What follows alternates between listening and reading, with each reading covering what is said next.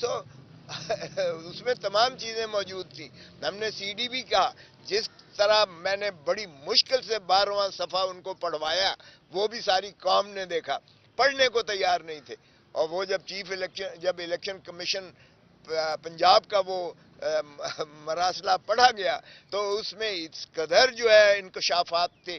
اس نے لکھا کہ میسو قسم کی جو ہے یہاں شکایات کا انبار لگ گیا ہے جو پی ٹی آئی کے امیدواروں کی جانب سے، اور جس طرح سے امیدواروں کو جو ہے روکا گیا ہے، جس طرح سے ان کے جو ہے تائید کنندہ اور ان کے پروپوزر اور سیکنڈرز کو جس طرح ہراساں کیا گیا اور پھاڑا گیا اور وغیرہ وغیرہ.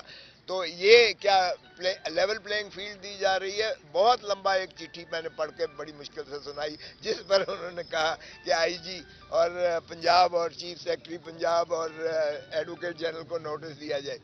باقی ہم نے وہ ساری کی ساری جو ہے لسٹ ہم نے لگائی تھی جن کے اخراج ہوئے تھے، نامینیشن پیپرز خارج. آپ ٹھیک فرما رہے ہیں کہ ان کے بحال ہو رہے ہیں اور ہو جائیں گے انشاءاللہ، ہمیں یقین ہے. اس لیے کہ دیکھیں، آپ اگر پروپوزر اور سیکنڈر کو آنے نہیں دیتے، بلاک کر دیتے، اور پھر آرڈر میں لکھتے ہیں کہ جی وہ آئے نہیں ہیں ہمارے سامنے، اس کی ضرورت نہیں ہے.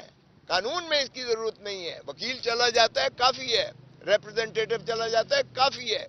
تو وہ تو بحال ہونے ہی ہونے ہیں. کوئی ایسا سنگین بات ہو تو میں اس کی نہیں کرتا، لیکن جو فلمزی گراؤنڈز پر جن وجوہات پر جو ہے خارج کیے گئے، وہ انشاءاللہ آپ دیکھیں گے یہ بحال ہوں گے عدالتوں کی جانب سے. تو کہا گیا، کہنا یہ کہ جی پیش نہیں کیا گیا، شواہد نہیں کیے گئے، وہ ہم اور بھی شواہد دیتے ہیں. میں نے کہا یار سی ڈی تو دیکھ لیں. شواہد آج کل آپ کا یہ آنکھیں دکھاتی ہیں، یہ آپ سوشل میڈیا سے دکھاتے ہیں. ہم نے کہا یہ دیکھ تو لیں. وہ انہوں نے دیکھنا گوارا نہیں کیا. اب وہاں اس بڑے منصب پر بیٹھ کر آپ جو مرضی کہتے رہیں، اس کا تو میں کوئی جواب نہیں دے سکتا ہوں، اس لیے کہ میں خود عدلیہ کی